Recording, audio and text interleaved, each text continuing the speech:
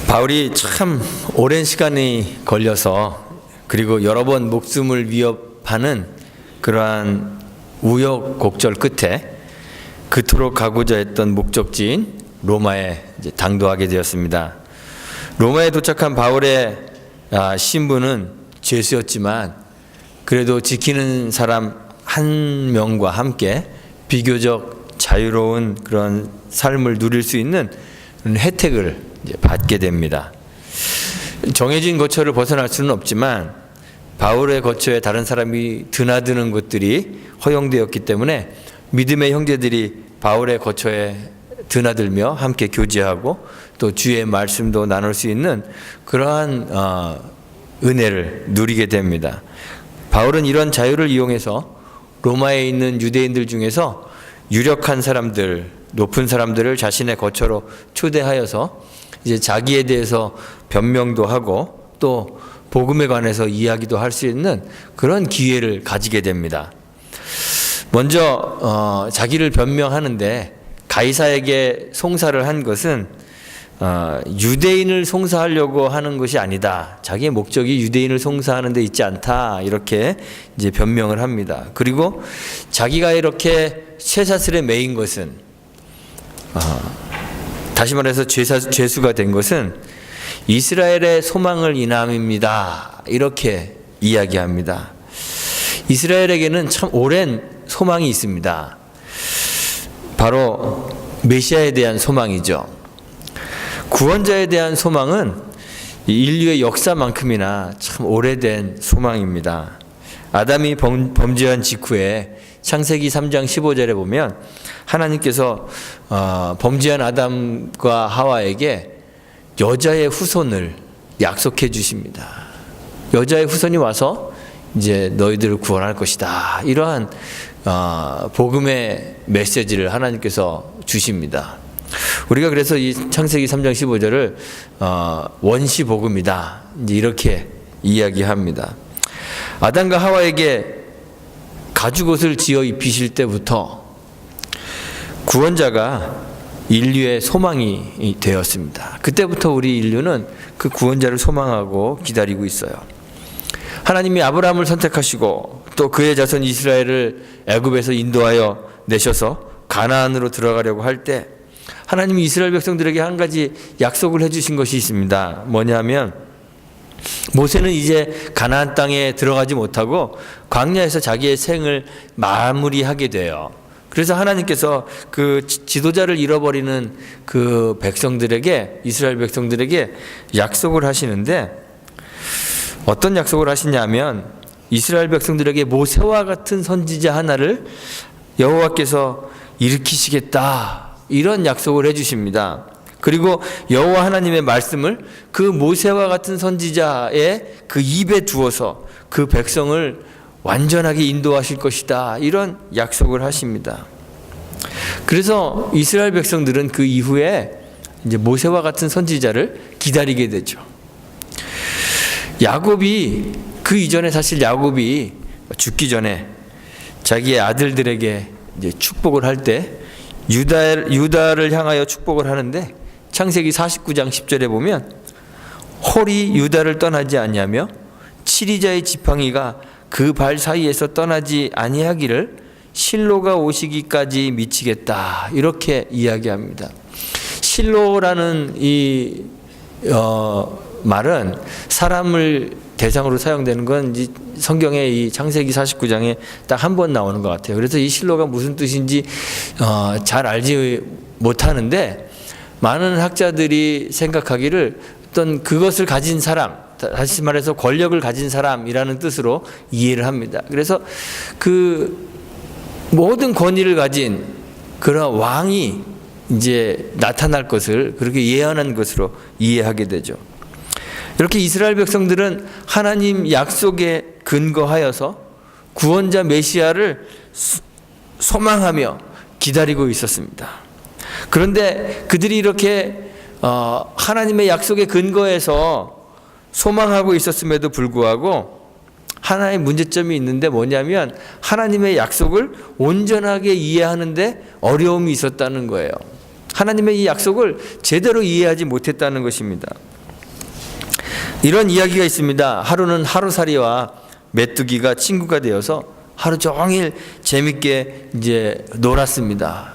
막 여기저기 돌아다니면서 노는데 해가 서산으로 기울고 이제 집에 돌아가야 될 엄마가 기다리는 그러한 시간이 되었습니다. 그래서 메뚜기가 이야기합니다. 야, 하루살이야, 나 이제 집에 가야 돼. 엄마가 기다려. 오늘 그만 놀고 내일 놀자. 그랬습니다. 이 말을 들은 하루살이가 이제 묻죠. 메뚜가, 내일이 뭐야?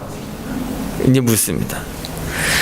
메뚜기는 하루살이에게 설명을 합니다. 밤에는 잠을 자야 되고, 잠을 자고 나면 그래서 이 밤이 지나가게 되는데 그 다음에는 다시 해가 뜨고 그러면 그게 내일이야. 이렇게 친절하게 설명해 줬습니다. 그런데 하루살이는 메뚜기의 설명을 듣고도 내일을 이해할 수 있을까요? 없을까요?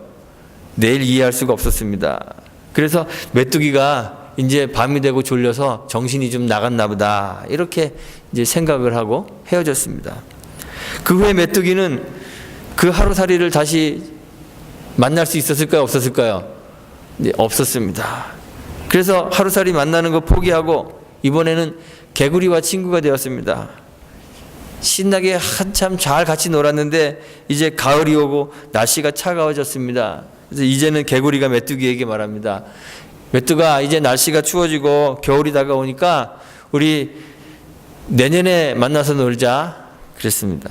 그런데 이번에는 메뚜기가 개구리의 말을 이해하지 못합니다. 그래서 묻죠. 개구라, 내년이 뭐야?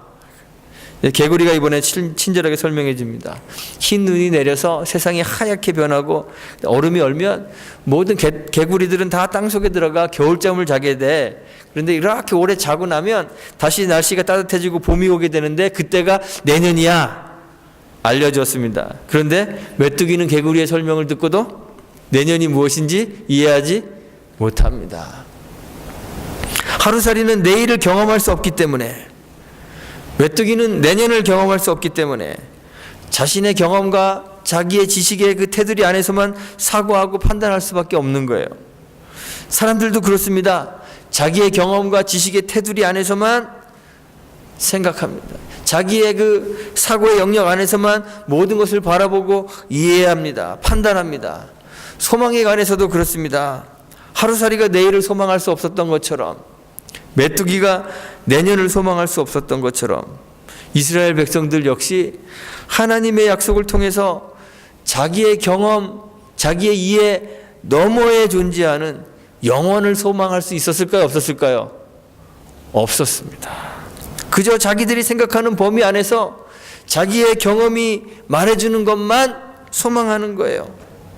하나님은 우리 인류를 향하여 더 근본적이고 더 본질적인 영원한 구원, 영원한 생명을 약속하시고 그를 위하여 영원한 왕 메시아를 약속하셨는데 이스라엘 백성들은 그저 육신의 감각으로 경험할 수 있는 그런 세속적인 지도자, 세속적인 왕을 소망하는 거예요.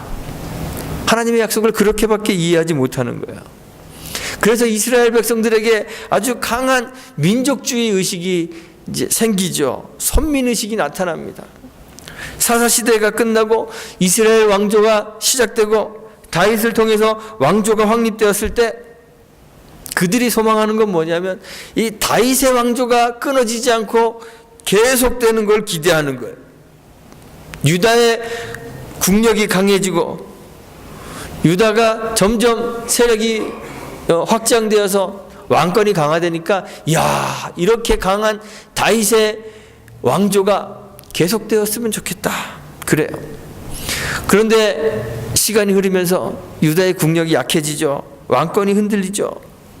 그런데도 유대 백성들은 이 기대를 저버리지 않습니다. 버리지 않습니다. 유다가 바벨론에 의해서 멸망당하고 다윗 왕조의 왕이 죽거나 또 어떤 사람은 포로로 잡혀갈 때에도 이런 상황 속에서 유대 백성들이 절망하면서도 그들을 이끌어 구원해줄 강력한 지도자를 계속 소망해요. 다윗처럼 젊고 용맹하고 전쟁마다 앞서 나가서 모든 전쟁에서 패하지 않는 그런 전사를 기다리는 거예요. 다윗이 그랬잖아요. 전쟁에 나가서 한 번도 패한 적이 없는 장수였잖아요.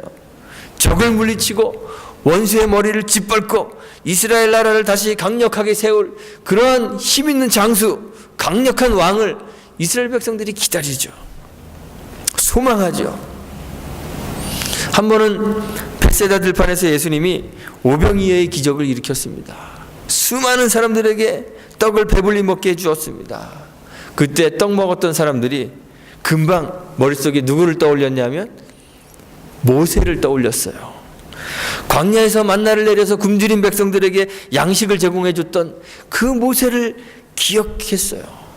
와, 예수가 꼭 모세와 같다.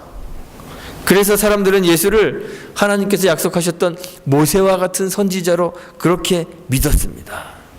이스라엘 백성들이 회상하는, 생각하는 모세는 어떤 존재인가요? 애굽에 무시무시한 재앙을 내렸던 그 파워풀한 사람, 권세 높고 강력하고 세계 위에 군림하던 바로의 무릎을 꿇게 만들었던 그러한 위대한 선지자, 바다를 갈라서 이스라엘에게는 구원을 주고 바로의 군대는 홍해의 깊은 물속에 수장시켜버렸던 그러한 지도자, 장수, 광야에서 모든 적과 원수들 다 물리치고 또 아말렉을 쳐서 이겼던 그러한 위대한 지도자, 40년 동안 광야의 여정을 인도했던 강력한 지도자, 그러한 사람으로 모세를 인식하고 있죠. 이스라엘 백성들이 예수를 보면서 예수를 모세와 같은 선지자로 믿었을 때 예수님에게 뭘 바라는 거였을까요? 바로 이런 강력한 지도력을 가진 그러한 지도자, 왕을 소망했던 거죠. 그래서 예수를 통해서 모세를 연상했을 때 사람들은 예수를 억지로라도 잡아 왕으로 삼으려고 그렇게 했던 거예요. 요한복음 6장에 기록되어 있죠. 그런데 예수님은 이런 사람들의 의도를 간파하시고 그들을 피하세요. 예수님은 유대인들이 바라는 그러한 모습을 보여주지 않으십니다. 이후에 유대인들이 발견했던 예수의 이미지가 어떤 걸까요? 강한 힘으로 막 군림하는 이스라엘 민족을 막 이끌어가는 그러한 왕의 모습을 보여주셨을까요? 그런 모습이 아닙니다. 예수님은 겸손으로, 낮아짐으로, 섬기는 자로, 그런 사람으로 자기를 계시하세요. 자기를 보여주세요. 주님의 가르침들이 다 그렇습니다. 높아지려고 하지 말고 낮아져라고 그럽니다. 섬김을 받으려고 하지 말고 섬기라 그럽니다. 그리고 자신의 죽음과 자신의 고난을 예언적으로 계속 지속적으로 말씀하세요. 이런 예수님을 볼 때 특히 유대의 지도자들, 바리새인이나 사두개인이나 제사장들이 볼 때 그들이 기다리는 메시아로 예수님이 보였을까요? 그렇지 않아요. 당시에 세계의 패자인 로마를 대항하여 승리를 쟁취하고 로마를 정복하고 이스라엘 나라를 회복하고 세계의 누구도 넘볼 수 없는 초강대국으로 이스라엘을 만들 만한 그러한 강력한 힘과 지도력 있는 그러한 지도자의 모습을 예수에게서 발견할 수가 없었던 거죠. 유대의 지도자들이 볼 때 예수는 겨우 그냥 냄새나 피워서 로마의 군대에게 유다를 잔인하게 진압할 수 있는 빌미를 제공하는 그러한 사람으로 보이는 거예요. 오히려 자기들이 가지고 있었던 기득권, 자기의 권리마저 빼앗기게 만들 그러한 단초를 제공하는 골칫덩어리로 예수를 인식하게 되었던 거죠. 그래서 유대의 지도자들은 예수를 붙잡아서 로마인들의 손에 넘겨주고 그들의 손을 빌어서 예수를 십자가에 못 박아 죽여버리는 거예요. 예수의 죽음을 봤던 사람들이 예수님에 대해서 예수님을 어떻게 생각할까요? 더더욱 예수가 메시아가 아니라는 확신을 가지게 되겠죠. 예수가 메시아라면 로마를 정복하기는커녕 로마인의 손에 부끄럽게 십자가 위에 달릴 수는 없을 것이다. 이렇게 생각하게 되는 거예요. 이런 메시아를 하나님이 보내셨을 리가 없다고 생각한 거죠. 왜냐하면 바울이 말한 것처럼 십자가는 거리끼는 것이죠. 그래서 예수는 거리끼는 존재로 인식되는 거예요. 유대인들이 예수를 그렇게 생각하는 겁니다. 그래서 예수를 전하는 바울을 못마땅하게 여기는 거죠.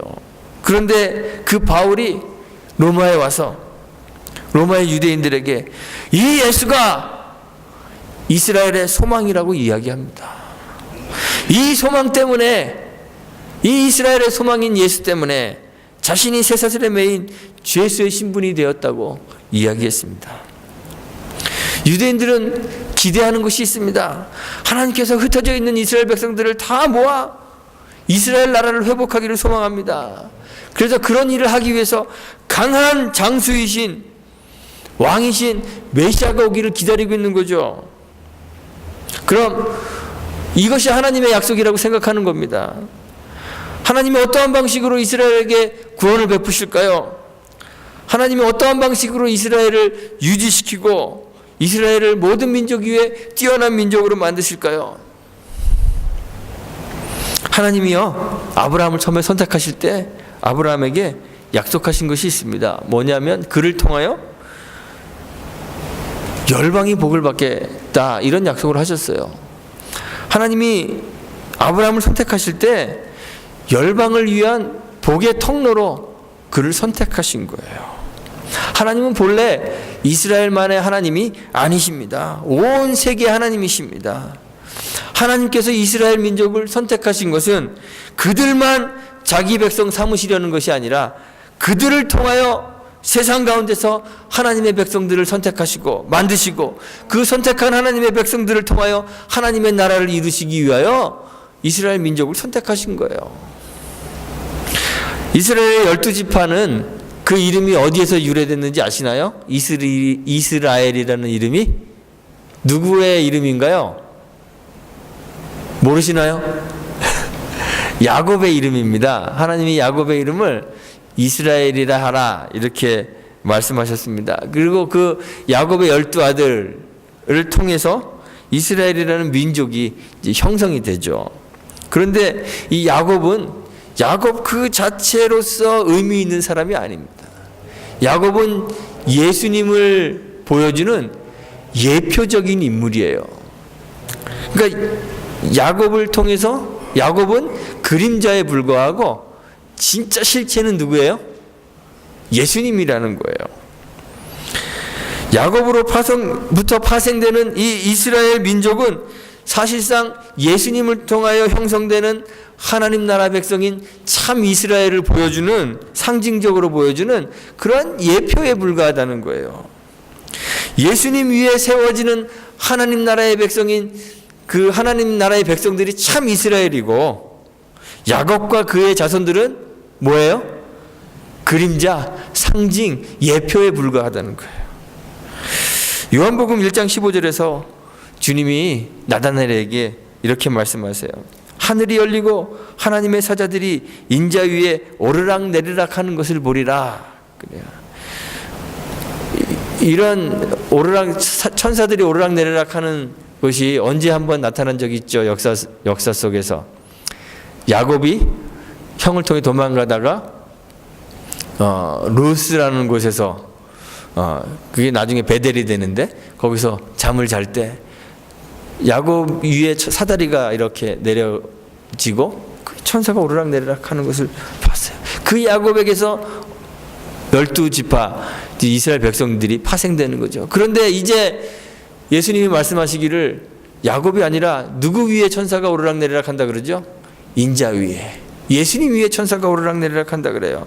예수님을 통하여 참 이스라엘 백성들이 형성될 것을 말씀하시는 거예요.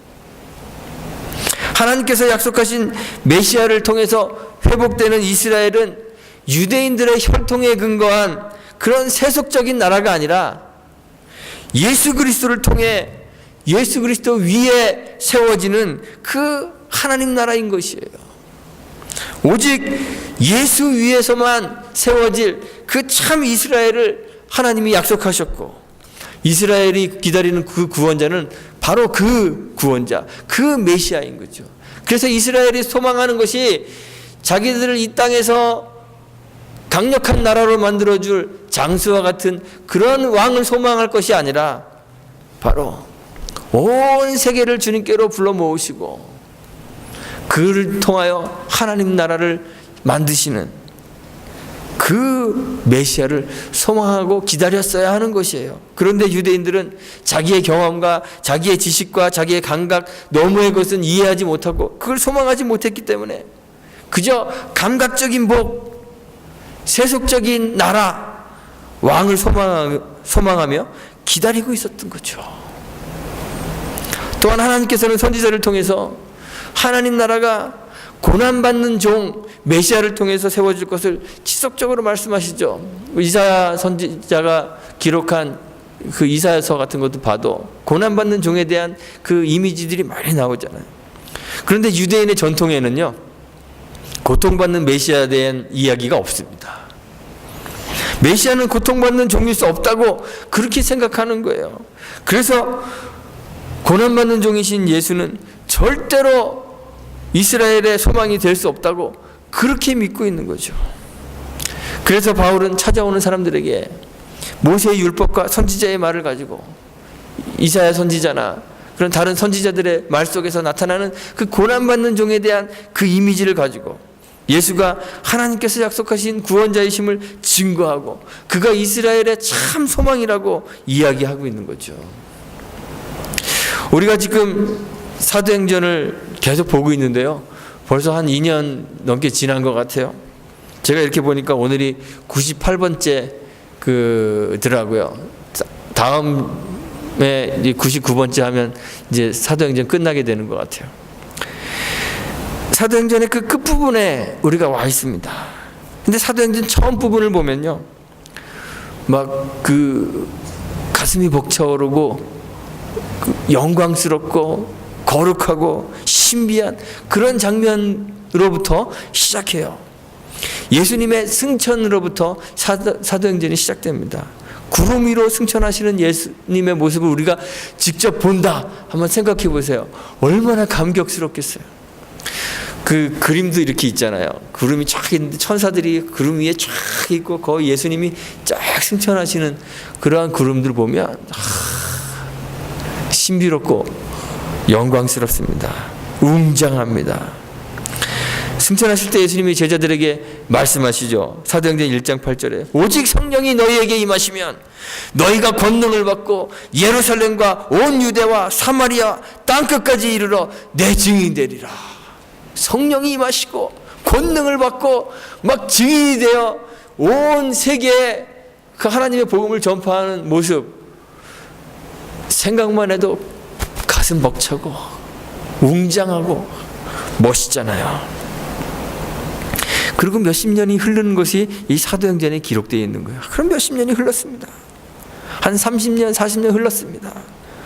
베드로와 바울을 비롯한 여러 사도들이 세계 각처에서 예수의 증인으로 복음 증거자로 시간들을 보냅니다.